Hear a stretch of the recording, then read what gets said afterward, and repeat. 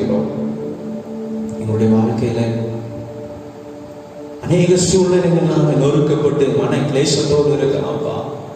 இந்த நேரத்தில் ஆராதிக்கும் பொழுது கிளேசங்கள் எல்லாம் மாறட்டும், பிரச்சனைகள் எல்லாம் மாறட்டும், வேதனைகள் எல்லாம் நீங்கட்டும். தேவாவியானவர் நம்முடைய பிள்ளைகளுக்கு தேற்றரவளாக இருக்க வேண்டும் ஜெபிக்கிறோம். ஒப்பு கொடுக்கிறோம். நம்முடைய வார்த்தை கொண்டு தேற்றும், திடப்படுத்தும். இயேசுவின் நாமத்தில் ஜெபிக்கிறோம் ஜீவனுள்ள நல்ல பிதாவே, ஆமென், ஆமென். போற்றி துதிப்போம் எம் தேவனை புதிய இதயமுடனே, நேற்றும் இன்றும் மீண்டும் மாறா இயேசுவை நாம் இன்னும் பாடி போற்றுவோம். ஒரு பழைய பாடல் சேர்ந்து பாடலாமா? கர்த்தருடைய நாமத்தை மகிமைப்படுத்துவோமா?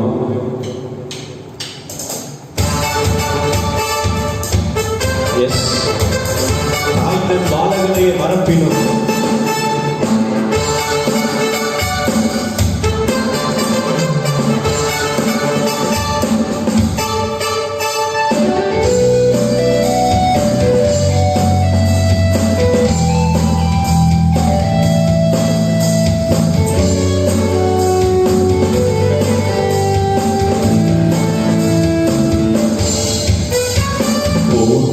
துதிப்போம் தேவனை புதிய இதயமுடனே, போற்றி துதிப்போம் தேவனை புதிய இதயமுடனே, நேற்றும் இன்றும் என்றும் மாறா இயேசுவை நாம் என்று பாடி துதிப்போம். நேற்றும் இன்றும் என்றும் மாறா இயேசுவை வென்று பாடி துதிப்போம். இயேசு என்னும் நாமமே என் ஆத்துமாவின் கீதமே,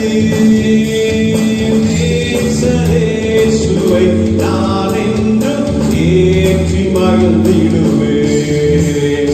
என் இயேசுவை நான் என்றும் ஏற்றி மகிழ்ந்திடுவேன்.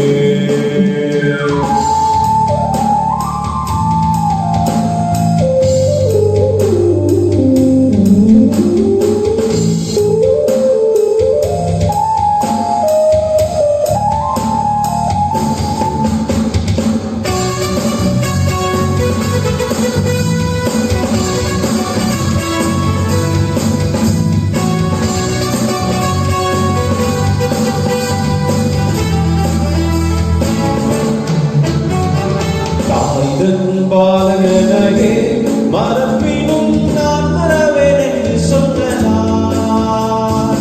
தாய்தன் பாலகனையே மறப்பினும் நான் மறவேன் என்று சொன்னார். தாழ்த்தி என்னை அவர் கையில் தந்து ஜீவபாது என்று ஓடுவேன். தாழ்த்தி என்னை அவர் கையில் தந்து ஜீவபாது என்று ஓடுவேன். இயேசு என்னும் நாமமே என் ஆத்துமாவின் கீதமே, என் இயேசுவை நான் என்றும் ஏற்றி மகிழ்ந்திடுவேன். என் இயேசுவை நான் என்றும் ஏற்றி மகிழ்ந்திடுவேன். கோர பயங்கரமான புயலில் கொடிய அலையின் மத்தியில் காக்கும் கரம் கொண்டு மார்பில் சேர்த்து வைத்த அன்பை என்று பாடுவேன். அநேக போராமான பயங்கரமான கஷ்டமான காரியங்கள் வேதனைகளுடைய வாழ்க்கையில் இருந்த பொழுதும் கர்த்தர் அவருடைய காக்கும் கரத்தினால் நம்மை பாதுகாக்கிறார். நம்மை பாதுகாக்கிறார். எங்களோடு கூட சேர்ந்து இந்த கவியை சேர்ந்து மாநிலங்களை ஆராதிப்பீர்களாம். அவருடைய வாழ்க்கையில புயல்கள் வந்தாலும் பிரச்சனைகள் வந்தாலும் வேதனைகளை மாற்றுகிறார்.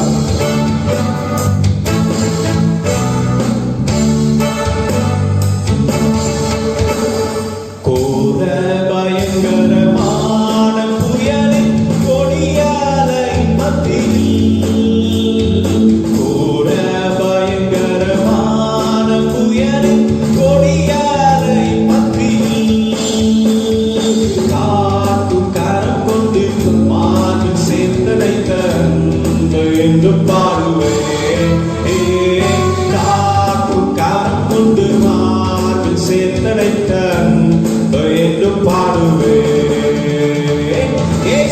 என்னும் நாமமே என் ஆத்துமாவின் கீதமே.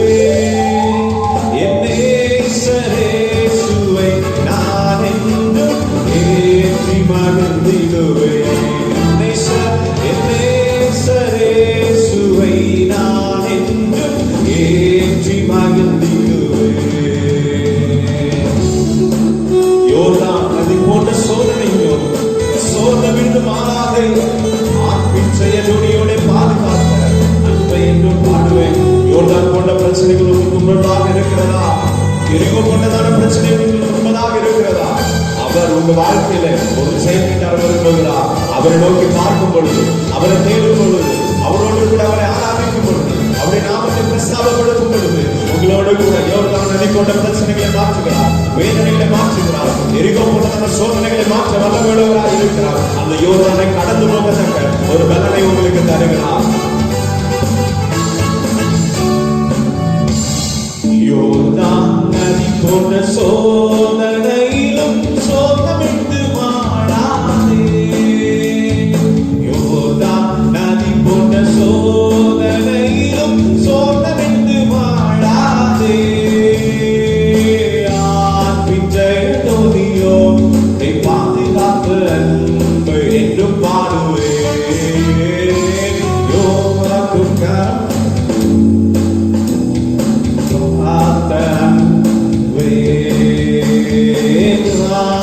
ஜெயதோனியோட பாதுகாக்க என்றும் பாடுவேன். இயேசு என்னும் நாமமே என் ஆத்துமாவின் கீதமே. நேசரேசுவை நான் என்றும் ஏற்றி மகிழ்ந்திடுவேன். என் நேசரேசுவை நான் என்றும் ஏற்றி மகிழ்ந்திடுவேன். பூமி அகிலமும் சாட்சியாகவே உங்கள் என்ற கட்டளையெல்லாம் ஓ ஆவி ஆத்மாவும் தேகம் யாவும் இன்று ஈர்த்து தொண்டு செய்குவேன்.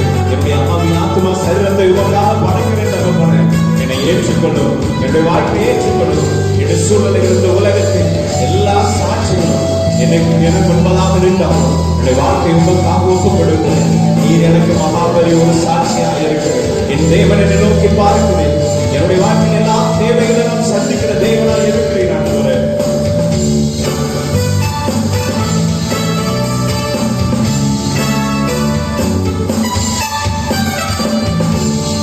பூமி அகிலமும் சாட்சியாகவே போங்கள் என்ற கட்டளையெல்லாம். பூமி அகிலமும் சாட்சியாகவே போங்கள் என்ற கட்டளையெல்லாம். ஆவியாத்மாவே யாவும் இன்று ஈர்த்து தொண்டு செய்குவேன். ஆவியாத்மாவும் தேகம் யாவும் இன்று ஈர்த்து தொண்டு செய்குவேன். ஏற்றி மகிழ்ந்திடுவேன். என் நேசரேசுவை, என் நேசரேசுவை நான் என்றும் ஏற்றி மகிழ்ந்திடுவேன். ஹல்லேலூயா, ஹல்லேலூயா. அவருடைய நாமத்தை பிரஸ்தாபப்படுத்தி அவருடைய நாமத்தை உயர்த்தும் பொழுது நம் நடுவில் வாசம் பண்ணுவேன் என்று சொல்லியிருக்கிறார். ஹல்லேலூயா. அடுத்த பாடலாக எத்தனை நன்மைகள் எனக்கு செய்தீர், எப்படி நன்றி சொல்லுவேன், நான் எப்படி நன்றி சொல்லுவேன்.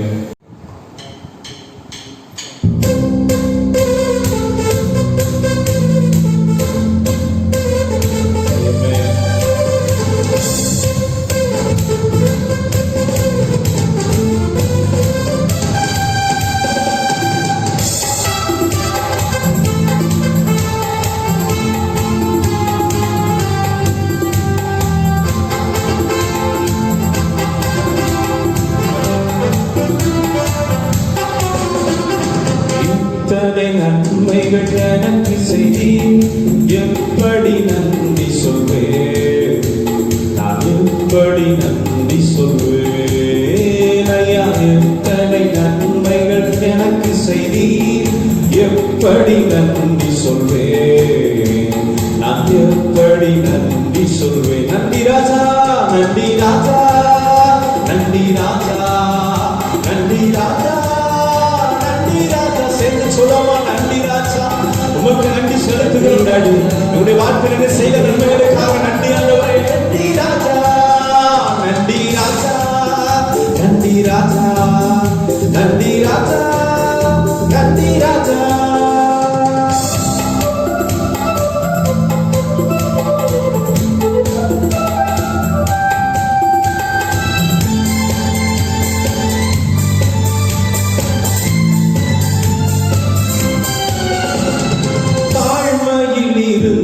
தயவாய் நினைத்தீர் தேவனை, உம்மை துதிப்பேன்.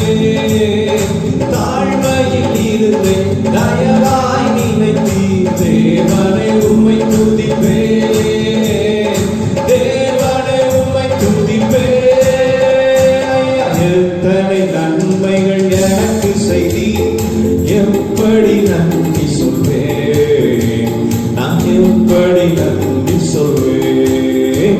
ஐயா, எத்தனை நன்மைகள் எனக்கு செய்தீர், எப்படி நன்றி சொல்வேன், நான் எப்படி நன்றி சொல்வேன். நன்றி ராஜா, நன்றி ராஜா, நன்றி ராஜா, நன்றி ராஜா, நன்றி ராஜா, நன்றி ராஜா, நன்றி ராஜா, நன்றி ராஜா, நன்றி ராஜா. பலவீனனென்று தள்ளி விடாமல் பலத்தால் இடை கட்டி நீர். பலவீனனென்று தள்ளி விடாமல் பலத்தால் இடை கட்டி நீர். என்னை பலத்தால் இடை கட்டி நீர். பாவத்தினாலே மரித்து போயிருந்தேன், கிருபையால் ரட்சித்தீரே.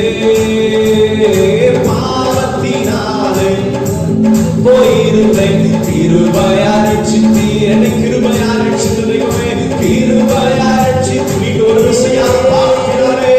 பாவத்தினாலே மரித்து போயிருந்தேன், கிருபையால் ரட்சித்தீரே, கிருபையால் ரட்சித்தீரே. எத்தனை நன்மை எனக்கு செய்தீர், எப்படி நன்றி சொல்வேன், நான் எப்படி நன்றி சொல்வேன். ஐயா, எத்தனை நன்மைகள் எனக்கு செய்தீர், எப்படி நன்றி சொல்வேன். என்னுடைய வாழ்க்கையில் செய்த நன்மைகளுக்காக, என்னுடைய வாழ்க்கையில் செய்த அற்புதங்களுக்காக, என்னுடைய வாழ்க்கையில் செய்த எல்லா அதிசயங்களுக்காக உங்களுக்கு நன்றி செலுத்துகிறேன்.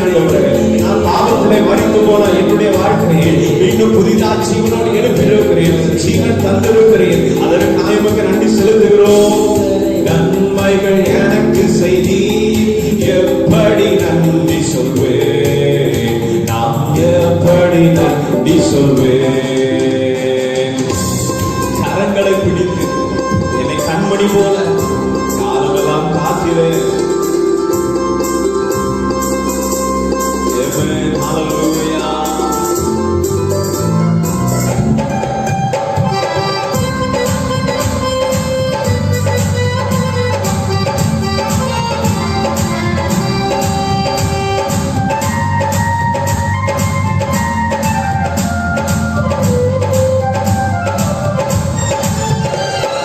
கரங்களை பிடித்து கண்மணி போல காலமெல்லாம் காத்தீர்.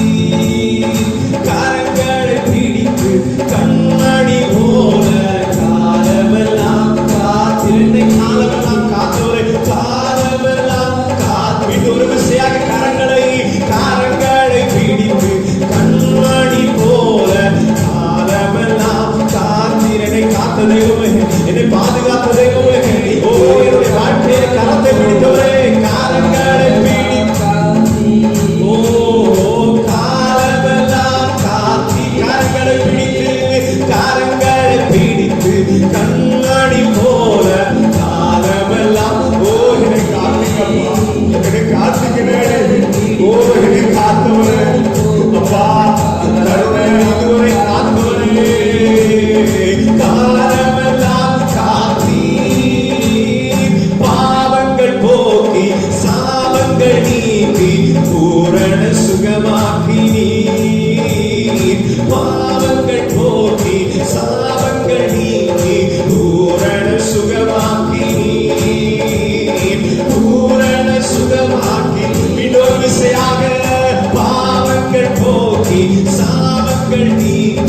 பூரண சுகமாக்கினீரே, பூரணமாய் சுகப்படுத்துகிறே, பூரண சுகமாக்கினீர். எத்தனை நன்மைகள் எனக்கு செய்தீர், எப்படி நன்றி சொல்வேன், நான் எப்படி உண்மையா உள்ளத்தின் ஆழத்திலிருந்து சொல்ல மாட்டேன். என் வாழ்க்கையில் நீங்க செய்த நன்மை ஏராளங்கள். என் பாவத்தை நான் போக்குறீங்கப்பா, என் கருத்தை பிடித்து நடத்துனீங்க ஆண்டவரே.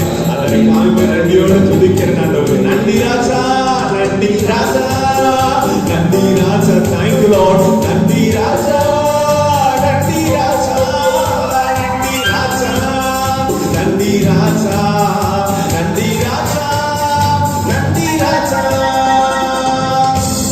முள்முடி தாங்கி திருரத்தம் சிந்து சாத்தானை ஜெயித்து விட்டீரே. ஓ, எனக்காக நீ பாட்ட கஷ்டம், என்னுடைய பாவத்திற்காக நீ முள்முடியை சூட்டப்பட்டிருப்பா, காயப்பட்டிருப்பா. ஓ, நீ செய்த நன்மைகள் ஏராளம். இவ்வளவு நாட்களாக நம்முடைய வாழ்க்கையில் எத்தனை எண்ணிக்கணக்கான நன்மைகள் செய்தவரே.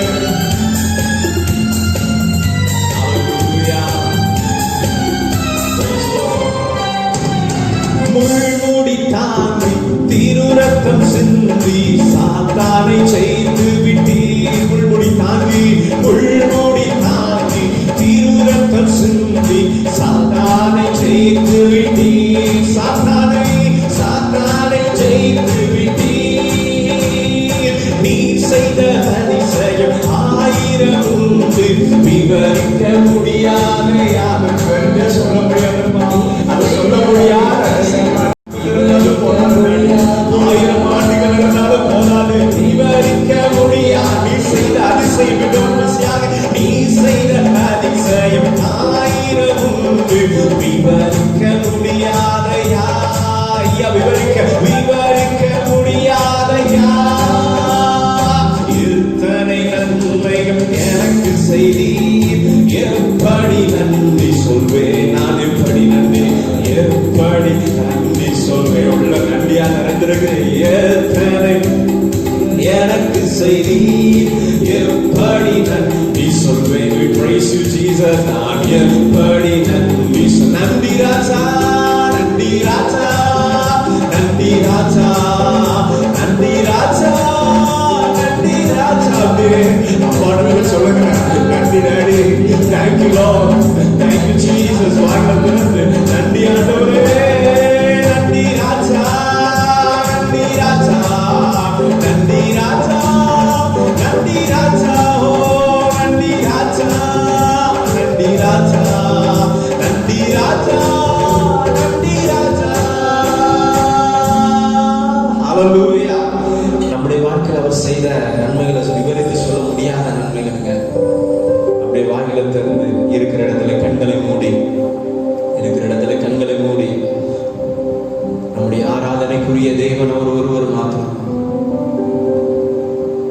உம்மை உயர்த்தி நாங்கள் ஆராதிக்கிறோம் டாடி.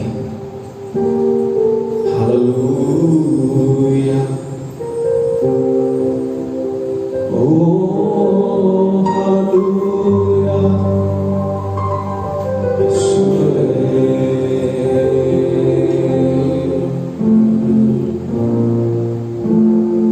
பரிசுத்த நீர், பரிசுத்த பரிசுத்த நீர், பரிசுத்தரே பரிசுத்த நீர், பரிசுத்த பரிசுத்த நீர், பரிசுத்தரே. ஆராதனை குறியவரே, உம்மை உயர்த்தி ஆராதிப்பேன். சேர்ந்து சொல்லுமா, ஆராதனை குறியவரே, உம்மை உயர்த்தி ஆராதிப்பேன்.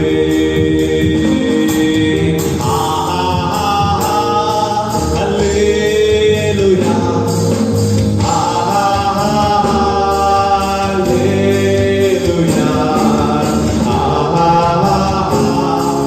அல்லேலூயா,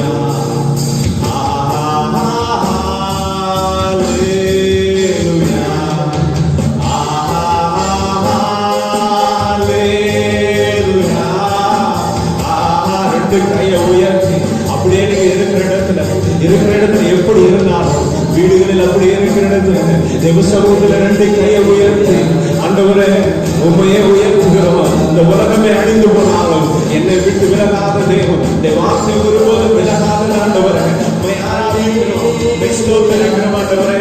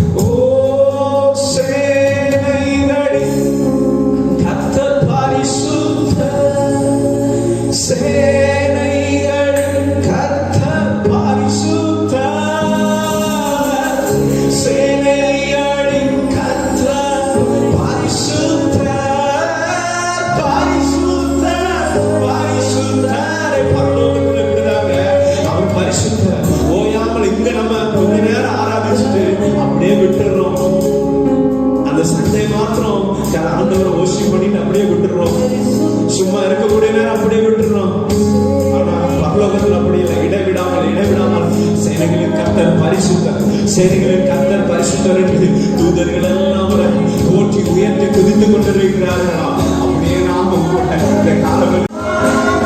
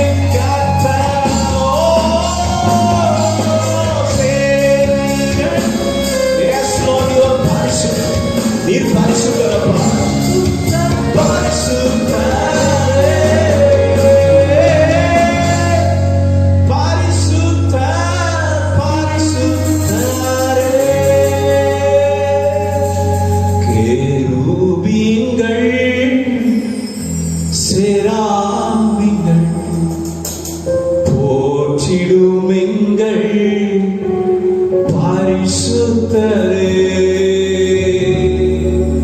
கேருபீன்கள் சேராபீன்கள் அப்படியே கையை உயர்த்தி போற்றிடும் எங்கள் எஸ் நீர் பரிசுத்தரப்பா. ஏழு குத்து விளக்கில் மத்தியிலே உலாவிடும் எங்கள் தேவன் நீர் பரிசுத்தரே. உலாவிடும் எங்கள் பரிசுத்தரே. சேனைகளின் கர்த்தர் பரிசுத்தர்.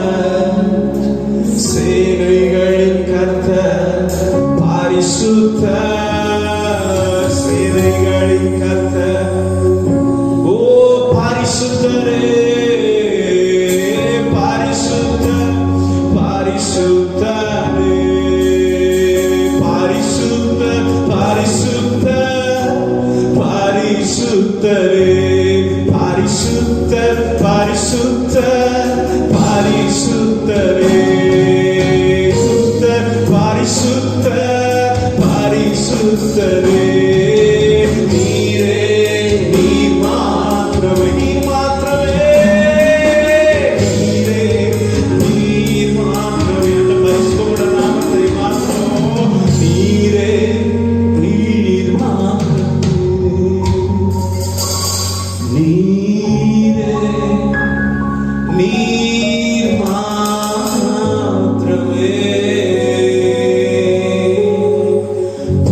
பரிசுத்தர் பரிசுத்தர் பரிசுத்தரே. You are holy, you are holy, you are holy Lord. You are holy, you are holy, holy Lord. தூயரே தூயரே சர்வ வல்லவர் நீரே. தூயரே தூயரே சர்வ வல்லவர் நீரே.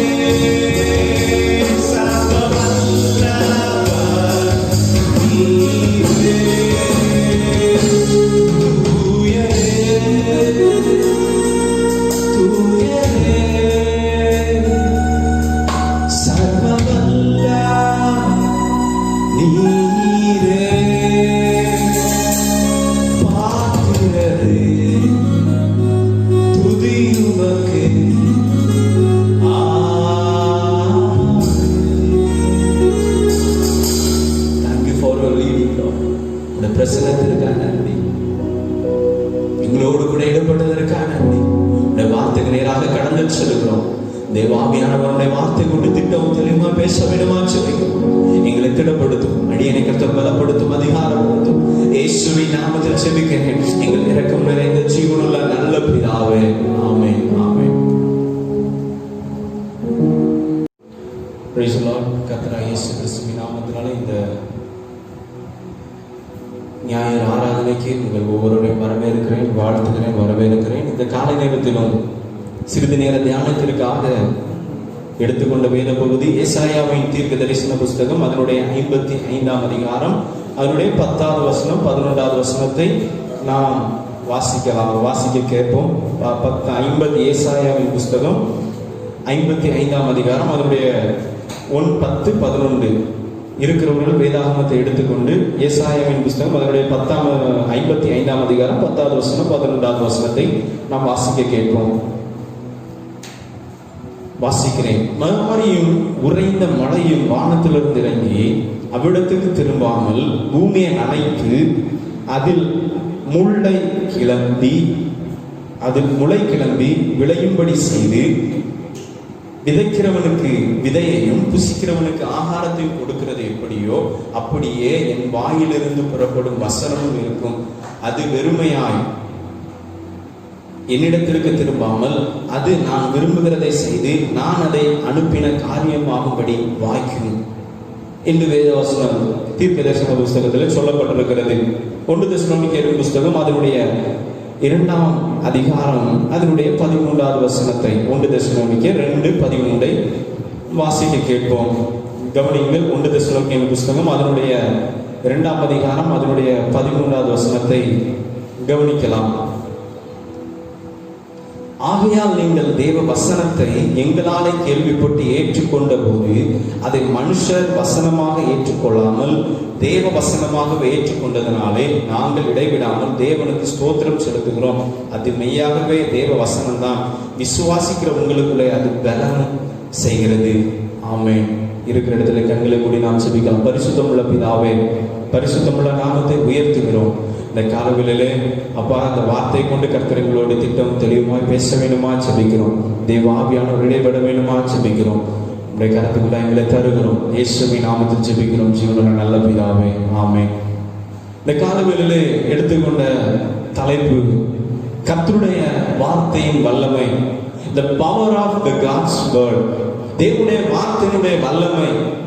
நாம் ஏசாயா தீர்க்கதரிசன புஸ்தகம் 55ஆம் அதிகாரம் 10வது வசனம் 11வது வசனத்திலே சொல்லப்பட்டிருக்கிறது. மாரியும் உறைந்த மழையும் வானத்திலிருந்து இறங்கி அவ்விடத்திற்கு திரும்பாமல் பூமியை நனைத்து அதில் முளை கிளம்பி விளையும்படி செய்து விதைக்கிறவனுக்கு விதையையும் புசிக்கிறவனுக்கு ஆகாரத்தை கொடுக்கிறது எப்படி அப்படியே என் வாயிலிருந்து புறப்படும் வசனமும் இருக்கும். தேவஜனமே, வேதாகமத்தினுடைய கர்த்தருடைய வார்த்தை மனுஷ வாழ்க்கையை மாற்ற வல்லமுள்ளதா இருக்கிறது. வேதத்தின் ஆதி ஆகமத்திலிருந்து வெளிப்படுத்தல் வரைக்கும் வாசித்து பார்த்தால் ஒவ்வொரு அதிகாரம் ஒரு மனுஷனுடைய வாழ்க்கையை மாற்றக்கூடிய வார்த்தை வல்லமை நிறைந்த ஒரு வார்த்தையா இருக்கிறது. இந்த உலகத்திலே வானத்திலிருந்து மழை பொழிக்கிறது. மழை இந்த உலகத்திலே பெய்யறது. ஆண்டவர் அந்த மழை அப்படியே இந்த உலகத்தில் பெய்யாச்சு, பூமியை நினைச்சாச்சு. இனிமேல் அந்த மழை வேண்டாம்னு சொல்லி ஆண்டவர் ரிட்டன் எடுக்கலங்க.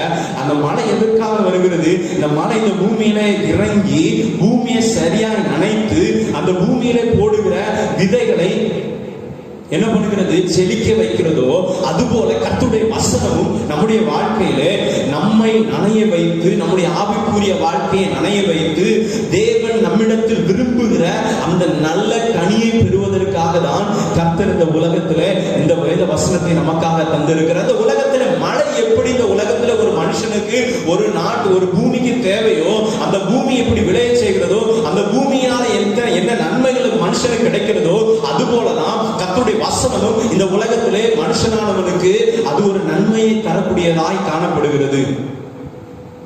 அநேகர் சொல்லுவாங்க கர்த்தருடைய வசனத்துல என்ன இருக்குது? ஆனா உண்டே உண்டு கர்த்தருடைய வசனத்துல வல்லமை இருக்கிறதுங்க.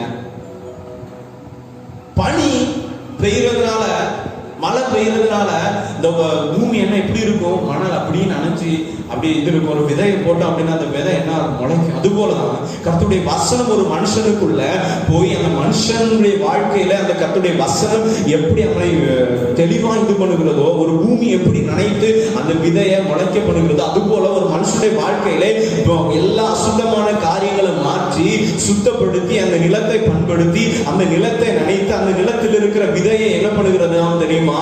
அது முளையப்படுகிறது. இன்றைக்கு உங்க வாழ்க்கையில இந்த வசனம் என்கிற இந்த ஒரு விதையை இந்த மழை என்கிறதான அந்த வசனத்தை உங்க வாழ்க்கையில நீங்க எடுத்துக்கொண்டு நினைப்பீங்க அப்படின்னா ஒரு காங்கிரீட் போட்டோம் அப்படின்னா அந்த இடத்துல தண்ணி என்ன இருக்காது? தேங்கி இருக்காது. ஆனா அந்த மண்ணா இருந்துச்சு அப்படின்னா மணலா இருந்துச்சு அப்படின்னா அந்த இடத்துல எவ்வளவு தண்ணீர் விட்டாலும் அந்த தண்ணி என்ன ஆகும்? பூமி சுரந்து எடுக்கும். அது போலதான் கர்த்தருடைய வார்த்தை நம்முடைய இருதயம் அந்த காங்கிரீட்டை போல நம்முடைய இருதயம் இருந்துச்சு அப்படின்னா கர்த்தருடைய வார்த்தை நமக்குள்ள வராதுங்க. கடினமா இருந்துச்சுன்னா வராது. சில ஒரு விதையை என்ன பண்ணுகிறான்? விதைக்கிறான். அதை விதைக்கும் போது அதுல சில விதை மண்ணில் விழுந்துச்சு, சில விதை எதுல விழுந்துச்சு? மலை அருகே விழுந்துச்சு, முள்கல்ல விழுந்துச்சு. ஆனா நல்ல நிலத்துல எந்த விதை விழுந்துச்சோ அந்த விதை தான் என்னாச்சு தெரியுமா? முளைத்து 30, 60, 100 பலன் கொடுத்தது. இன்றைக்கு உங்க வாழ்க்கையிலும் கர்த்தருடைய வசனம் என்கிறதான விதை தெளிவாய் சரியான இடத்துல வேரூண்டி வேர் பட்டுச்சு அப்படின்னா, சரியா உங்க இருதயத்துல வேர் விழுந்துச்சு அப்படின்னா, அந்த விதை என்ன ஆகும் தெரியுமா? 30, 60 உங்க பின் சந்ததிக்கு ஆசீர்வாதமா இருக்கும். எசேக்கியேல் தீர்க்கதரிசன புத்தகத்திலே 37ஆம் அதிகாரம் 1ஆம் வசனத்திலிருந்து 17ஆம் வசனம் வரையிலும் பார்த்தோம் அப்படி என்றால், எசேக்கியேல் தீர்க்கதரிசனத்துல ஆண்டவர் சொல்றாரு, எப்பா நீ போ, உலர்ந்த எலும்பு இடத்துல போய் என்ன பண்ணு, வார்த்தையை போதி அப்படிங்கிறாரு. அந்த உலர்ந்து போன அந்த எலும்பையே அந்த வார்த்தை உயிர் கொடுக்கிறது அப்படின்னா, இன்னைக்கு உங்க வாழ்க்கையிலே ஒரு உலர்ந்து போன இருதயத்தை, உலர்ந்து போன அனுபவத்தை, உலர்ந்து போன ஜீவியத்தை, மறித்து போன இது முடியாது அப்படிங்கிறதான அந்த ஜீவியத்தை கர்த்தருடைய வார்த்தை இன்றைக்கு என்ன பண்ணுகிறதா? மாற்ற வல்லமையுள்ளதா இருக்கிறது, உயிர்ப்பிக்க வல்லமையுள்ளதா இருக்கிறது. ஆண்டவர் சொல்றாரு, தீர்க்கதரிசனம் சொல்லு, அது எழும்பும். அதற்கு அப்புறம் அவன் வார்த்தை பேசுகிறான். யோசித்திருப்பான், ஆண்டவரே அதுகளை ஏற்கனவே செத்து எத்தனை நாள் ஆச்சோ தெரியல அந்த எலும்பு, நான் எப்படி ஆண்டவரை பேச முடியும்? நம்மகிட்ட சொன்னா நம்ம என்ன சொல்லுவோம்? ஐயோ அது ஆவியா வந்துடும், அப்படி வந்துடும், நைட்டு நான் தூங்க முடியாது வீட்டுல. எசேக்கியேல் அதெல்லாம் சொல்லலாங்க. ஆண்டவரிடத்துல சொன்ன வார்த்தை போய் அடங்கி போய் அந்த வார்த்தையை போதித்தான். கர்த்தருடைய வார்த்தை இதுல என்ன சொல்லுகிறது அப்படின்னா, இந்த வார்த்தை ஒரு மனுஷனுடைய வாழ்க்கையில எதிர்காலத்தை உருவாக்குகிறது. எதிர்காலத்தை, நம்முடைய வாழ்க்கையின் எதிர்காலத்தை உருவாக்குகிறது கர்த்தருடைய வார்த்தை. ஒன்றே ஒன்று சொல்லுகிறேன், நம்முடைய எதிர்காலம் ஆண்டவருடைய கரத்தில் இருக்கிறது, மனுஷனுடைய கரத்தில் அல்ல, ஜோசியர் கரத்தில் இல்ல, யார் இடத்திலும் இல்லைங்க. அனைவரும் சொல்லுவாங்க, நேரம் பார்த்தா, நல்ல நேரம் பார்த்தா, அந்த நேரம் பார்த்தா, எந்த நேரம் பார்த்தாலும் நம்முடைய கரம் இல்லைங்க, ஆண்டவருடைய கரத்தில் இருக்கிறது. ஆண்டவருடைய கரத்தில் இருக்கிறது. அவங்கள பார்த்தா, இவங்களை பார்த்தா, அதை பார்த்தா, இது நட்சத்திரம் பார்த்தா, நாள் பார்த்தா இல்லைங்க. இந்த உலகத்துல மனுஷனை நம்ம எத்தனை நாள் இந்த உலகத்துல வாழ வேண்டும் என்று ஆண்டவர் முன்குறித்திருப்பார். நம்முடைய கருத்துல ஒரு மனுஷனை கொண்டு வருவதும், ஒரு மனுஷனை உயிர் கொடுப்பதும் எடுப்பதும் ஆண்டவருடைய கருத்துல தான் இருக்கு. ஆண்டவர் ஒவ்வொரு மனுஷனுக்கு ஒரு காலத்தை வைத்திருக்கிறார். ஆனா நான் சொல்லுகிற காரியம், கர்த்தருடைய வார்த்தை வல்லமை உள்ளது. அந்த வார்த்தை நம்மிடத்துல என்ன எதிர்பார்க்கிறது தெரியுமா? காரியத்தை, நாம் என்ன காரியத்தை விரும்புகிறோமோ அந்த காரியத்தை தேவன் எதிர்பார்க்கிறார். அதுதான் கர்த்தர் எசேக்கியேல் தீர்க்கதரிசியை கொண்டு திட்டமும் தெளிவுமாய் நிரூபித்திருக்கிறார். ஏன் எசேக்கியேல் தீர்க்கதரிசியை கர்த்தர் அந்த காரியத்தை செய்யணும் கர்த்தர் முன்குறித்தார் தெரியுமா? அவனை கொண்டு அந்த தீர்க்க தரிசனத்தை சொல்லி அவர்களை எதிர்காலத்தை உயர்த்தும்படியாக, அவங்க எதிர்காலம் இல்லாமல் செத்து போய், மரித்து போய், செத்து விழுந்து போய் இருந்திருக்கலாம். ஆனா கர்த்தர் அந்த எதிர்காலத்தை, நமக்குன்னு ஒரு எதிர்காலத்தை வைத்திருக்கிறார். அன்பு இந்த பெயர் பார்க்க கவனித்துக் கொண்டிருக்கிற வாலிப சகோதரனை, சகோதரியே, தேவஜனமே, விசுவாச குடும்பங்களை ஒவ்வொருவருக்கும் சொல்லுகிறேன், நம்முடைய வாழ்க்கையில ஒவ்வொருடைய தனிப்பட்ட ஜீவியத்திலும் எதிர்காலத்தை தேவன் நமக்கென்று வைத்திருக்கிறார். இன்னைக்கு உலர்ந்து போய் இருக்கலாம், தீர்க்க தரிசனம் அந்த வார்த்தை உங்க வாழ்க்கையில வரலாம். இந்த வார்த்தை உங்க வாழ்க்கையை, உங்க எதிர்காலத்தை மாற்ற வல்லமையுள்ளதா இருக்கிறது. முதலாவது குறிப்பு, நம்முடைய வாழ்க்கையை என்ன செய்கிறது தெரியுமா? வாசிக்கலாம். இந்த முதல் குறிப்புக்கு என்பதாக 1 தெசலோனிக்கேயர் புத்தகத்திலே வாசித்தது போல, ஆகையால் நீங்கள் தேவ வசனத்தை எங்களால் கேள்விப்பட்டு ஏற்றுக்கொண்ட போது அதை மனுஷர் வசனமா ஏற்றுக்கொள்ளாமல், ஒரு வசனம் கர்த்தருடைய வார்த்தை வருகிறதா, மனுஷர் தான் சொல்லுகிறாங்க என்றாங்க, தேவன் உங்களோடு பேசுவார். நீங்க உண்மையா ஆண்டவர் சமூகத்திலே கண்ணீரோடு, ஜெபத்தோடு, வேண்டுதலோடு, விண்ணப்பத்தோடு இருக்கும் பொழுது உண்மையாய் அந்த வசனத்தை இடைவிடாமல் கர்த்தருக்கு ஸ்தோத்திரம் சொல்லி, இதுதான் தேவ வசனம், எனக்கென்று தேவன் தந்திருக்கிறார், என்னுடைய வாழ்க்கைக்கு கர்த்தர் தந்திருக்கிறார் என்று நாம் விசுவாசத்தோடு அதை நாம் உட்கொண்டால் அது நமக்கு பலனா இருக்குமா? முதலாவது குறிப்பை நாம் பார்க்கலாமா? 1 பேதுரு புத்தகம் அதனுடைய 22வது வசனத்திலிருந்து 25வது வசனத்திலிருந்து வாசித்து பார்த்தால் தெரியும். ஆகையால் நீங்கள் மாயமற்ற சகோதர சிநேகம் உள்ளவர்களாகும்படி ஆவியினாலே சத்தியத்திற்கு கீழ்ப்படிந்து உங்கள் ஆத்துமாக்களை சுத்தமாக்கி கொண்டவர்களாய் இருக்கிறபடியா சுத்த இருதயத்தோடு ஒருவரில் ஒருவர் ஊக்கமாய் அன்பு கூறுங்கள். இரண்டாவது, அடிவுள்ள வித்தினாலே அல்ல, என்றென்றைக்கும் நிற்கிறதும் ஜீவனுள்ளதுமான தேவ வசனமாகிய அழிவில்லாத வித்தினாலே மறுபடியும் ஜெனிப்பிக்கப்பட்டிருக்கிற கர்த்தருடைய வசனத்தினால நம்ம எப்படி இருக்கிறோமா? நம்முடைய ஆத்துமாக்கள் சுத்தமாக்கப்பட்டிருக்கிறது. நம்முடைய வாழ்க்கையில ஒரு புது வாழ்வை நாம் காண செய்கிறது. நல்ல நேரத்துல விழுந்ததான் 30, 60, 100 இருக்கிறதா? இன்றைக்கு கர்த்தருடைய வார்த்தை ஒரு புது வாழ்வை அருளுகிறதான இந்த வார்த்தை எப்படி என்றால் 1 பேதுரு 1 1ஆம் அதிகாரம் அதனுடைய 22, 23, 24, 25 வசனத்தை எதை குறிப்பிடுகிறது என்றால், ஒரு மனுஷனுடைய வாழ்க்கையை அவன் அவிசுவாசியா இருக்கும் பொழுது அவனுடைய வாழ்க்கை ரட்சிப்புக்கு ஏதாக அவனுடைய வாழ்க்கை மாற்றுகிறதாம். விசுவாசியாய் அவிசுவாசத்திலிருந்து விசுவாசத்திற்குள்ளாய் ரட்சிக்கப்படாமல் பாவியான மனுஷனை தேவனுக்காக பிரித்தெடுக்கப்பட்ட பரிசுத்தமுள்ள ஒரு வாழ்க்கை வாழும்படியாய் மாற்றுகிறதாம் கர்த்தருடைய வார்த்தை. முதலாவது அதுதான் இந்த 4 வசனங்களை கூறப்பட்டிருக்கிறது. கர்த்தருடைய வசனமோ என்றென்றைக்கும் நிலைத்திருக்கும், உங்களுக்கு சுவிசேஷமாய் அறிவிக்கப்பட்டு வருகிற வசனம் இதுவே. 25வது வசனம் கடைசி பாகம், உங்களுக்கு சுவிசேஷமாய் அறிவிக்கப்பட்டு வருகிற வசனம் இதுவே. இன்றைக்கு ஆண்டு உங்க வாழ்க்கையில சுவிசேஷமாய் உங்க வாழ்க்கையில அவிசுவாசத்தோடு இருக்கிறீங்களா? இது எப்படி ஆண்டவரே ஆகும்? இது எப்படி ஆண்டவரே ஆகும்? கர்த்தருடைய வசனத்தை விசுவாசிக்கிறவங்களுடைய வாழ்க்கையில அது எப்படி இருக்கும் தெரியுமா? சுவிசேஷத்தை அறிவிக்கப்படுகிற வசனமாய் காணப்படும். ஒரு மனிதன் ரட்சிப்படையும்படி வழியை காட்ட வல்லதும் கர்த்தருடைய வார்த்தை தாங்க.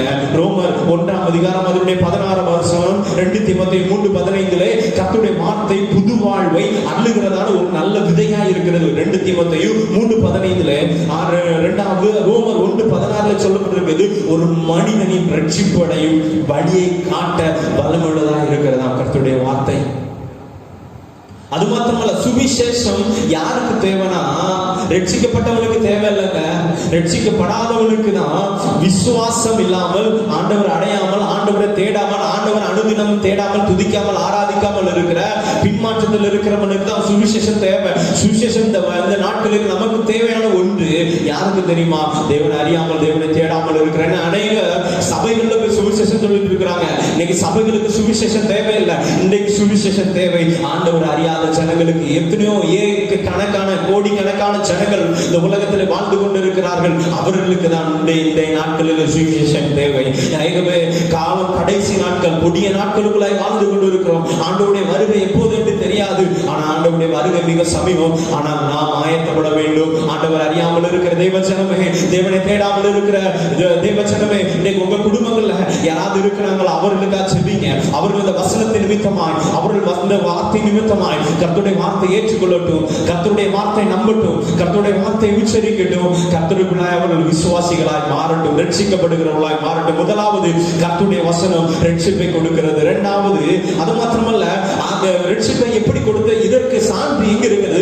அப்போஸ்தலர் 16ஆம் அதிகாரம் அதனுடைய 13 15 பவுல் போதித்த கர்த்தருடைய வார்த்தையை போதித்து கவனித்துக் கொண்டிருந்த ஒரு லீதியாளுடைய இருதயம், அவளும் அவருடைய வீட்டார் ரட்சிக்கப்பட்டார்கள். பேதுருவினுடைய வார்த்தை நிமித்தமாய், பேதுரு கர்த்தருடைய வார்த்தையை தான் போதித்தான், அந்த பேதுருடைய வார்த்தை நிமித்தமாய் 3000 பேர் ரட்சிக்கப்பட்டார்கள். இன்னைக்கு நம்முடைய வார்த்தை நிமித்தமாய் நீங்க பிரசங்கிக்கிற, நீங்க போதிக்கிற, நீங்க எத்தனை பேருக்கு சுவிசேஷம் சொல்லுகிறோம்? எத்தனை பேர் கர்த்தருடைய வார்த்தை மற்றவங்களுக்கு நாம் சொல்லுகிறோம்? நான் இன்னைக்கு இத்தனை பேரை சந்திக்க வேண்டும், இத்தனை பேருடைய வாழ்க்கையில நான் அவருடைய அன்பை வெளிப்படுத்த வேண்டும் என்று எத்தனை பேர் வாஞ்சிக்கிறோம்? இன்னைக்கு வாஞ்சிக்கவில்லை வேண்டாம், தேவனிடத்துல கேட்போம். ஒரு வாஞ்சையாய் கவனமாய், ஆண்டவர் எனக்கு வாஞ்சை இருக்குது, கர்த்தருடைய வார்த்தை நான் போதிக்க வேண்டும், கர்த்தருடைய வார்த்தை அநேகருக்கு நான் கற்றுக் கொடுக்க வேண்டும், கர்த்தருடைய வார்த்தை கர்த்தருடைய அன்பை நான் மற்றவர்களுக்கு நான் வெளிப்படுத்த வேண்டும் என்று ஒரு வாஞ்சையோடு ஒரு ஏக்கத்தோடு கர்த்தரிடத்தில் எதிர்பார்ப்போடு அவரிடத்தில் நாம் கேட்போம். ஹல்லேலூயா. அன்றைக்கு பவுல் ஆராதித்த தேவனை தான் நாம் ஆராதிக்கிறோம். பேதுரு ஆராதித்த இயேசுவை தான் நாமும் ஆராதிக்கிறோம்.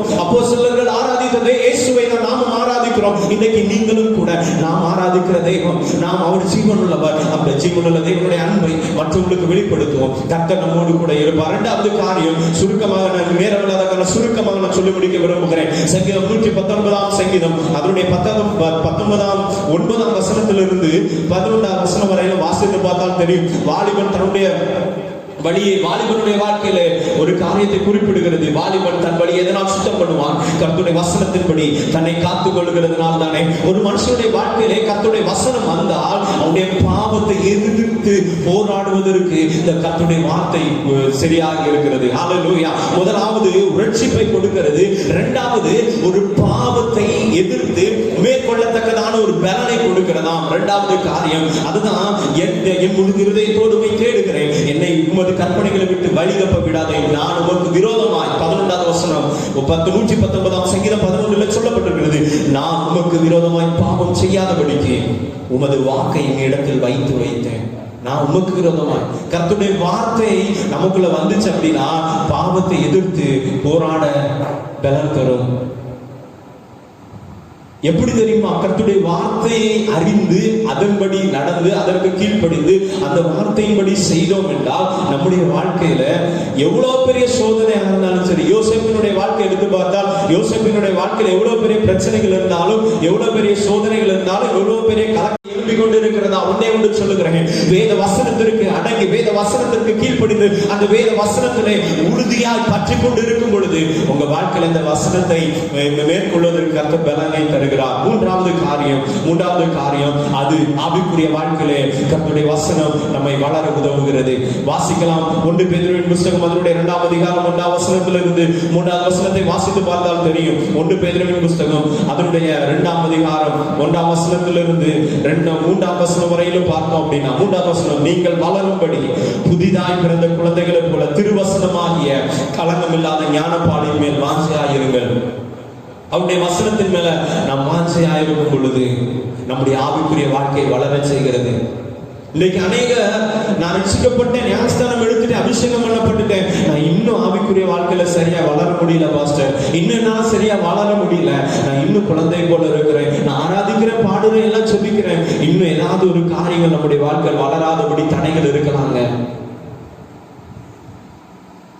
வசனம் என்கிறதான் அந்த வார்த்தை நாம் தெளிவாய் சரியா கவனிக்கும் பொழுது, சரியாக அதற்கு கீழ்ப்படிந்து அதன்படி நாம் அந்த வசனத்தை, ஒரு குழந்தை வளரணும் அப்படின்னா என்ன பண்ணுவாங்க, காம்டான், ஹார்லிக்ஸ், அது இது என்னெல்லாமோ கொடுப்பாங்க, டிவில என்னென்ன அட்வர்டைஸ்மெண்ட் பண்றாங்களோ எல்லாம் கொடுப்பாங்க. அதை கொடுத்தா என் குழந்தை வளர்ந்துடும், புஷ்டியா இருக்கும், அப்படி இருக்கு இப்படி இருக்கணும். ஆனா எல்லாத்த காட்டிலும் ஆவிக்குரிய வாழ்க்கையிலே நாம் வளர்வதற்கு இந்த கர்த்தருடைய வசனம் என்கிற அந்த பாலை குடிக்கும் பொழுது, தினந்தோறும் காலை மதியம் நேரம் கிடைக்கும் போதுதான் இந்த கர்த்தருடைய வசனத்தை ஆராய்ந்து அதை மாத்திரம் உட்கொள்ளும் பொழுது நம்முடைய ஆவிக்குரிய வாழ்க்கையில கர்த்தர் பலனை தருகிறார். அதுதான் இந்த வசனத்தினுடைய ஒரு வல்லமை. அதுதாங்க இந்த குடித்தோம் அப்படின்னா பாவத்தை மேற்கொள்ள முடியும், ரட்சிக்கப்படாதவங்களை ரட்சிப்புக்குள்ள வழி நடத்த முடியும். இன்னைக்கு அநேகர் அதை சரியாய் பயன்படுத்த முடியாம குதர்க்கமான கேள்விகள், வசனங்களா கேட்டு அப்படி இருக்க இப்படி இருக்க. ஏங்க வசனம் எல்லாவற்றிற்கும் பதில் வேதாகமத்தில் இருக்குதுங்க. ஒவ்வொரு நம்முடைய வாழ்க்கையில் இருக்கிற ஒவ்வொரு கேள்விகளுக்கும் வசனத்துல பதில் இருக்கிறது. ஆனால் அதை சரியாய் வேதத்தை படித்து வேதத்தை ஆராய்ந்து வேத வசனத்திற்கு கீழ்ப்படுத்த அந்த வேத வசனத்தை தெளிவாய் வாசித்து பார்த்து தேவனோடு ஜெபித்து அவரோடு கூட ஐக்கியப்பட்டு இருந்தோம் அப்படின்னா நமக்கு எந்த குறையும் இருக்காதுங்க. வளரும். ஆவிக்குரிய வாழ்க்கையில அனுதினம் வளரும். நம்ம சொல்லுவோம், அனுதினம் உங்களை வளரணும்பா, அப்படி செய்யணும்பா, அப்படி இருக்கணும்பா. ஒன்னே ஒன்று சொல்லுறேன், வசனத்திற்கு அடங்கி ஒடுங்கி நாம் வாழ்வோம். யோவான் 6ஆம் அதிகாரம் அதனுடைய 63ஆம் வசனத்திலே சொல்லப்பட்டிருக்கிறது போல, ஆவியை உயிர்ப்பிக்கிறது மாம்சமானது ஒன்றுக்கும் உதவாதது. வேத வசனம் தாங்க ஆவியை உயிர்ப்பிக்கும். இந்த மாம்சம் அடக்கம் பண்ணக்கூடக்கூடிய அன்னைக்கு என்ன பண்ணுவாங்க, உப்பு அது இதுன்னு வச்சு பெட்டிக்குள்ள வச்சுதான் அடக்கம் பண்ணுவாங்க. ரொம்ப நாள் எப்படியா இருந்தாலும் மண் என்னது, இந்த சரீரம் பூமிக்கு ஒப்பாய் இருக்கிறது, பூமிக்கு தான் ஒப்பாய் இருக்கிறது. இந்த மண்ணான இந்த உடல் மங்கி போனாலும் கூட அவருடைய வார்த்தை நம்மை உயிர்ப்பிக்கும். எக்காலம் துணிக்கும் போது அவரோடு கூட நாம் மறுரூபமாக படணும்னா இந்த வார்த்தையை உட்கொண்டு இந்த வார்த்தையின்படி நாம் இந்த வார்த்தை விசுவாசிக்க வேண்டும், இந்த வார்த்தைக்கு கீழ்ப்படிய வேண்டும். இந்த வார்த்தை நம்மை பலப்படுத்துகிறது, நம்மை உயிர்ப்பிக்கிறது, நம்மை ரட்சிப்படைய செய்கிறது. 4வது காரியம், 2 காரியங்களை மாத்திரம் நான் சொல்லி நான் சுருக்கமாக முடிக்க விரும்புகிறேன். 4வது காரியம் எபிரேயர் 4ஆம் அதிகாரம் அதனுடைய 12ஆம் வசனம் சொல்லி இருக்கிறது. எபிரேயர் 4:12 வாசித்து பார்த்தால், தேவனுடைய வார்த்தையானது ஜீவனும் வல்லமையுள்ளதாயும் இருபுறமும் கருப்புள்ள எந்த பட்டயத்திலும் கருக்கானதாயும் ஆத்துமாவையும் ஆவியையும் கணுக்களையும் ஊனையும் பிரிக்கத்தக்கதாக உருவ குத்துகிறதாயும் இருதயத்தின் நினைவுகளையும் யோசனைகளும் வகையா இருக்கிறதாயும் இருக்கிறதாம். ஹல்லேலூயா. இந்த வசனத்தினுடைய நோக்கம் என்ன தெரியுமா? நம்முடைய மெய்யான நோக்கங்களை தெளிவாய் விடுபடுத்துகிறது. ஒரு இடத்துல அந்த இடத்துல கட் பண்ண வேண்டிய இடத்தை அழுகி நிற்கிற அந்த ஒரு திராட்சை தோட்டத்துக்கு போன அப்படின்னா அதுல வரக்கூடிய அந்த அழுகி நிற்கக்கூடிய இலைகளை என்ன பண்ணிடுவாங்க, கத்திரிக்கோலை வச்சு அப்படியே கட் பண்ணி விட்டுருவாங்க. அது போலதான் நம்முடைய வாழ்க்கையில இருபுறமும் கருக்குள்ள பட்டயத்தை போல வெட்ட வேண்டிய இடத்துல வெட்டுகிறது, இவன் நொறுக்க வேண்டிய இடத்தை நொறுக்குகிறது. எந்த இடத்துல நம்ம சரிப்படுத்த வேண்டுமோ அந்த இடத்தை நம்ம உருண்டாய் கெட்டுகிறது. அதுதான் கர்த்தருடைய வசனம், அதுதான் தெளிவாய் செய்கிறது. இந்த எபிரேயர் 4:12 சொல்லிருக்கப்பட்டது, அது ஜீவன் உள்ளது. ஜீவன் தர வேண்டிய நேரத்தில் ஜீவன் தரும். நம்மை கொல்ல வேண்டிய நேரம், நம்மை சரியாய் நம்முடைய வாழ்க்கையில பயன்படுத்த வேண்டிய நேரத்தில் நம்மை பயன்படுத்தும். நம்முடைய வாழ்க்கையை கட்ட வேண்டிய நேரத்தில் கட்டும். நம்முடைய வாழ்க்கையில எந்த காரியத்தை சரியாய் மாற்ற வேண்டுமோ அந்த காரியத்தை நம்மை மாற்றுகிறது. எந்த காரியத்தில் நமக்கு விடுதலையாக்க வேண்டுமோ அந்த காரியத்தில் அது விடுதலையாக்குறது. அதுதான் கர்த்தருடைய வார்த்தை. அநேகருக்கு தெரியல, ஆண்டவரே நான் அப்படி இருக்கிறேன், நான் மண்ணு புழு, அப்படி இப்படி நான் இப்படி வாழ்ந்து கொண்டு இருக்கிறேன், இப்படி இருக்கிறேன். இல்லங்க, கர்த்தருடைய வார்த்தையை நம்புங்க. நம்முடைய வாழ்க்கையை குறித்து யாரோ ஒருத்தர் சொல்லுகிறது எதிர்காலம் அல்ல. நம்முடைய வாழ்க்கையை நம்மை படைத்தவர் ஆண்டவர் தான், நம்மை உருவாக்கினவர் ஆண்டவர் தான். அவருடைய கரத்தில் தான் இருக்கிறது. என்ன இருக்கிறது தெரியுமா? அவருடைய எல்லா தெளிவான நோக்கம் அவருடைய கரத்துல தான் இருக்கிறது. அவர் நம்மை கூர்மையான ஆயுதமாய் மாற்றி நம்மை கொண்டு அவருடைய வார்த்தையை போதித்து நம்மை அவருக்காய் உண்மையாய் வாழ வேண்டும் என்பதுதான் அவருடைய தெளிவான ஒரு நோக்கம். இன்றைக்கு ஆண்டவரத்துல கேளுங்க, ஆண்டவரை என்னை குறித்த உங்க நோக்கம் என்ன? அநேக வாலிபர் இடத்துல ஒரு தம்பி இடத்துல போன்ல சொல்லும் போது கேட்டான், அண்ணா எனக்கு என்ன நோக்கம் என்று தெரியல, நான் எப்படி இருக்கேன்னு என்று தெரியல, ஆனா நான் இப்படி எல்லாம் வாழ்ந்துட்டேன், இனிமேல் என் வாழ்க்கையில என் வாழ்க்கையில எப்படி நான் மாற வேண்டும், இப்படி செய்ய வேண்டும் என்று இருக்கு. நான் உடனே விட சொன்னேன், ஜெபம் பண்ணு, வேதம் வாசி, ஆண்டவரத்துல கேளு. ஆண்டவர் வாழ்க்கைய ஒரு திட்டத்தை வைத்திருப்பார், ஒரு தெளிவான திட்டத்தை. இப்போ அவன் வாழ்க்கையில ஒரு திட்டம் தீர்மானமாய் இருக்கிறான். நான் இதைதான் ஊழியத்தை தான் செய்ய வேண்டும் ஒரு தெளிவான ஒரு தீர்மானத்தோடு இருக்கிறார். தேவஜனமே, ஒவ்வொருடைய வாழ்க்கையில் ஆண்டவர் ஒரு திட்டத்தை வைத்திருக்கிறார். என்னுடைய வாழ்க்கையில நான் 12th முடித்தேன், நான் அப்படி இருக்கணும், அப்படி போகணும், இப்படி போகணும் என்று ஒரு ஹையர் லெவல்ல இருந்தேன். ஆனா ஆண்டவர் விடலங்க. ஆண்டவர் எங்க தட்டினா எப்படி விடணும்னு ஆண்டவர் யோசித்து இருந்தா ஆண்டவர் தட்டினாரு. என்ன ஊழியத்திற்காக நான் வந்தேன். இன்றைக்கு ஸ்திரமாய் கர்த்தருடைய ஊழியத்தை செய்து கொண்டே. தேவஜனமே, கர்த்தருடைய வார்த்தை நமக்குள்ள வரும்பொழுது நம்மை உண்மையாய் அவருக்காய் வாழ வேண்டும் என்று ஒரு திட்டத்தை வைத்திருக்கிறார். தாவீதுடைய வாழ்க்கையில தாவீது ஒரு திட்டம் வைத்திருந்தான். மோசேயை கொண்டு கர்த்தர் ஒரு தீர்மானம் வைத்திருந்தா, தாவீதை கொண்டு தீர்மானம் வைத்திருந்தா. தாவீது ஒரு நோக்கம் போட்டான், நான் சபை எப்படியாவது கட்டி முடிக்கணும், நான் மரிக்கிறதுக்கு முன்னாடி இந்த சபையை நான் என்ன பண்ணணும், கட்டி முடிக்கணும், ஆலயத்தை கட்டணும். ஆண்டவர் சொன்னாரு, நான் தம்பிகளை கொண்டு இல்லப்பா, உன்னை கொண்டு நான் கட்ட போறது இல்லவா, குமாரனைய சாலமோனை கொண்டு நான் கட்ட போகிறேன் என்று. இன்னைக்கு உங்க வாழ்க்கையில ஒரு தீர்மானம். சீசர்களை கொண்டு கர்த்தர் ஒரு தீர்மானம் வைத்திருந்தா, யோனாவை கொண்டு கர்த்தர் ஒரு தீர்மானம் வைத்திருந்தா. யோனா திசை மாறி போன ஆண்டவர் விடல. நான் உன்னை அங்க போ சொல்லல, நான் இங்க போ சொன்ன, நீ போ. நான் உன்னை எங்க போய் தேவ திட்டம், ஆண்டவருடைய திட்டம் என்ன தெரியுமா? நினிவே பட்டணத்தை ரட்சிக்க வேண்டும். இவன் தர்சிக்க கப்பல் ஏறலாம், ஆனா ஆண்டவர் விடலப்பா. ஆண்டவர் விடல, நீ இங்க வேண்டாம், நான் உன்னை நினிவேக்கு தான் போ. இன்னைக்கு உங்க வாழ்க்கையில ஒரு திட்டம் வைத்திருக்கிறார். எதிர்காலத்துல நான் விழுந்து போய், நான் கீழே தாழ்ந்து போய் இருக்கிறேன், என்னுடைய எதிர்காலம் என்னன்னு நாம் யோசித்துக் கொண்டிருக்கலாம். ஆனா ஆண்டவர் உங்க வாழ்க்கையில் ஒரு எதிர்காலத்தை வைத்திருக்கிறார். கடைசியாக அவர் நம்மை கிறிஸ்துவின் சாயலுக்குள்ளாய் உறுதிப்படுத்துகிறார். யாக்கோபின் நிருபம் அதனுடைய 1ஆம் அதிகாரம் அதனுடைய 22-25 வசனத்தை வாசித்தோம் என்றால், வாசித்து பார்த்தால் தெரியும், கண்ணாடியிலே நாம் பார்க்கிறது போன்று அவருடைய வார்த்தை நம்ம என்ன பண்ணுகிறதா, நம்மை தெளிவாய் மாற்றுகிறது. இன்னைக்கு உங்க வாழ்க்கையில நீங்க கண்ணாடியில பார்க்கிறது போல ஆண்டவரை பாருங்க, ஆண்டவருடைய வசனத்தை பாருங்க. நாம் கண்ணாடியில பார்த்து நம்முடைய முகம் எப்படி இருக்குதுன்னு நாம் சீர்படுத்துகிறோமே, அதுபோல இந்த வசனம் நம்மை சீர்படுத்துகிறது. நம்முடைய ஆவிக்குரிய வாழ்க்கையை இந்த வசனம் என்கிறதான இந்த கண்ணாடி, ஆவிக்குரிய வாழ்க்கை என்கிறதான முகத்தை தெளிவாய் சீர்படுத்துகிறது. 1-2 கொரிந்தியர் 3:18 சொல்லி இருக்கிறது, நாம் வேதத்திற்கு கீழ்ப்படியும் போது அது நம்மை மாற்றுகிறது. திறந்த முகமாய் கர்த்தருடைய வசனம் நம்மை மாற்றுகிறது. ஒவ்வொரு மனுஷனுடைய வாழ்க்கையிலும் கொலோசியர் 3:9-10 சொல்லப்பட்டிருக்கிறது, தன்னை சிருஷ்டித்த தேவனுடைய சாயலுக்கு ஒப்பாய் மாற நம்மை முழுமையாய் ஒப்பு கொடுக்க கர்த்தருடைய வசனம் நம்ம எதிர்பார்க்கிறது. இன்னைக்கு தேவஜனமே, உங்க வாழ்க்கையில கர்த்தர் எதிர்பார்க்கிற காரியம் 4 காரியங்களை குறித்து 5 காரியங்களை குறித்து பார்த்தோம். முதலாவது காரியம், கர்த்தருடைய வார்த்தை என்ன செய்கிறதா, நம்முடைய வாழ்க்கையை ரட்சிக்கிறது. ரட்சிப்படையாதவருடைய வாழ்க்கையில கர்த்தருடைய வார்த்தை ரட்சிப்பை ஊட்டுகிறது. 2வது காரியம், பாவத்தை எதிர்த்து போராட வல்லமுள்ளதாக இருக்கிறது. 3வது, ஆவிக்குரிய வாழ்க்கையில் வளர உதவுகிறது. 4வது, நம்முடைய மெய்யான நோக்கங்களை தெளிவாய் நம்முடைய வாழ்க்கையில கர்த்தருடைய வசனம் வெளிப்படுத்துகிறது. 5வது காரியம், கிறிஸ்துவின் சாயலுக்கு நம்மை உறுதிப்படுத்துகிறது. இன்னைக்கு உங்க வாழ்க்கையில் இந்த 4 காரியங்களுக்கு எத்தனை பேர் ஒப்பு கொடுக்க விரும்புகிறோம்? எத்தனை பேர் ஒப்பு கொடுக்க விரும்புகிறோம்? இருக்கிற இடத்துல கண்களை மூடி நாம் ஜெபிக்கலாமா? கண்களை மூடி ஜெபிக்கலாமா? அப்படியே கண்களை மூடி நாம் இருக்கிற இடத்துல கேட்ட வசனத்தை கொண்டு நம்முடைய வாழ்க்கையில் ரட்சிக்கிறது. நம்முடைய திட்டத்தை தெளிவாய் இந்த கர்த்தருடைய வசனம் நமக்கு போதிக்கிறது. ஜெபிக்கலாமா? ஒப்பு கொடுத்து, ஆண்டவரே, என்னுடைய வாழ்க்கையில நீங்க வைத்திருக்கிற திட்டம் என்ன ஆண்டவரே, தீர்மானம் என்ன ஆண்டவரே, அந்த தீர்மானத்துக்கு என்னை ஒப்பு கொடுக்கிறேன். இன்னைக்கு நீங்க இந்த வசனத்திற்கு ஒப்பு கொடுத்தீங்க அப்படின்னா பாவத்தை மேற்கொள்ள இது பலம் தருகிறது.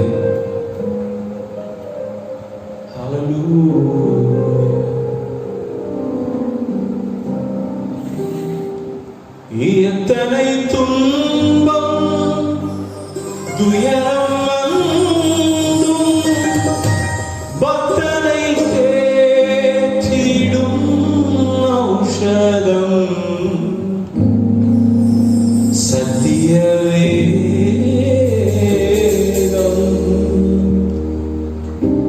நித்தம் விரும்பும் கர்த்தர் வசனம் சுத்த பசும்பொன் தெளிந்திடும் நித்தம் விரும்பும் கர்த்தர் வசனம் சுத்த பசும்பொன் தெளிந்திடும் இதயமகிழும் இதயமாகிடும் கண்கள் தெளியும் இருண்ட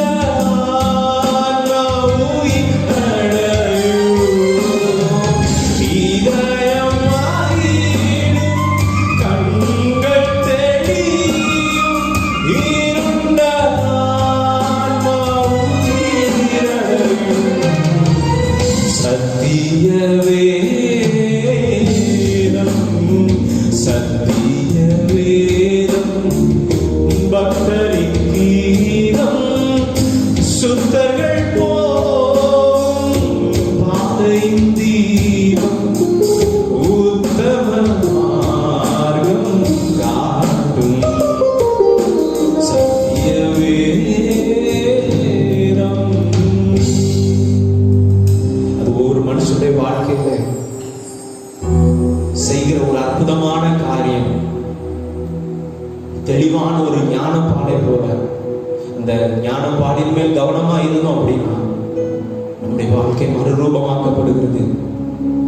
நீங்க கண்ணீரோடு இருந்தீங்க அப்படின்னா கண்ணீரோடு கேளுங்க, ஆண்டவரே, என் திட்டம் என்ன, என் வாழ்க்கை நீங்க வைத்திருக்கிற திட்டம் தீர்மானம் என்ன, தீர்மானத்திற்கு ஒப்பு கொடுக்கிறேன். I surrender myself, Lord. I surrender myself.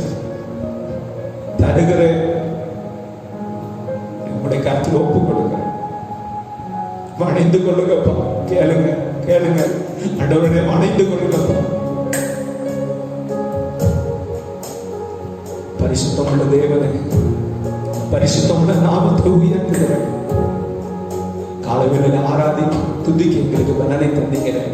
இந்த பகல் நேரத்தில் உடைய நாமத்தை உயர்த்தும்படியா வசனத்தை ஆண்டவரே உணரும்படி எங்களுக்கு பலனை தந்தி. இந்த ஆன்லைன்ல எங்க கூட ஆராதித்துக் கொண்டிருக்கிறேன் ஆண்டவரே, இந்த வீடியோ பார்த்து எங்க கூட ஆராதித்துக் கொண்டிருக்க ஒவ்வொரு பிள்ளைகளையும் கர்த்தர் ஆசீர்வதிப்பீராக. உடைய வார்த்தை கொண்டு ஆசீர்வதிப்பீராக, தேற்றுவீராக, பலப்படுத்துவீராக. இன்னும் இன்னும் அவர் விதமாக அவருடைய வாழ்க்கையை ஆண்டவரே இந்த வசனம் பாவத்தை மேற்கொள்ளத்தக்கதான ஒரு கிருபையை பலனை கொடுப்பதாக. ஆண்டவருடைய வாழ்க்கையின் தெளிவான திட்டத்தை தெளிவாக ஆண்டவரை வெளிப்படுத்துகிறதா இந்த வார்த்தை மாறட்டும். இதை தியானிக்கிற ஒவ்வொரு பிள்ளைகளுடைய வாழ்க்கையிலும் ஒரு ஆசீர்வாதமாய் காணப்படட்டும். தகப்பனே, எங்களை ஒப்பு கொடுக்கிறோம். அவசரம் ஒப்பு கொடுத்து செபிக்கிறோம்.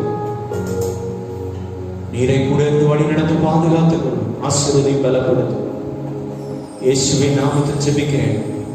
எங்கள் இரக்கம் நிறைந்த ஜீவனுள்ள நல்ல பிதாவே, ஆமென் ஆமென். என் ஆத்துமாவே கர்த்தரை ஸ்தோத்திரி, என் முழுமே அவருடைய பரிசுத்த நாமத்தை ஸ்தோத்திரி.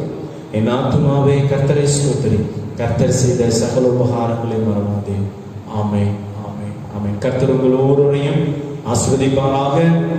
வர ஒவ்வொரு வாரமும் ஞாயிற்றுக்கிழமை இந்த ஆராதனை நடைபெறும்.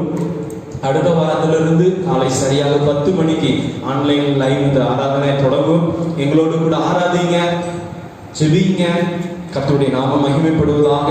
இந்த ஒரு நாள் மாத்திரம் சரியாக மாலை 7 மணிக்கு இந்த ஆராதனை ஆன்லைன்ல வரும், கவனிங்க, ஆராதிங்க, எங்களோட கூட ஜெபிங்க, கர்த்தருடைய நாமத்தை மகிமைப்படுத்துங்க. கர்த்தர் தாமே உங்கள் ஒவ்வொருவரையும் ஆசீர்வதிப்பாராக, பலப்படுத்துவாராக. ஜெபியுங்கள். ஏதாவது ஜெப விண்ணப்பங்கள் இருந்தா இந்த கமெண்ட்ல நீங்க அனுப்புங்க. கர்த்தர் உங்கள் ஒவ்வொருவரையும் ஆசீர்வதிப்பாராக. ஆமென், ஆமென்.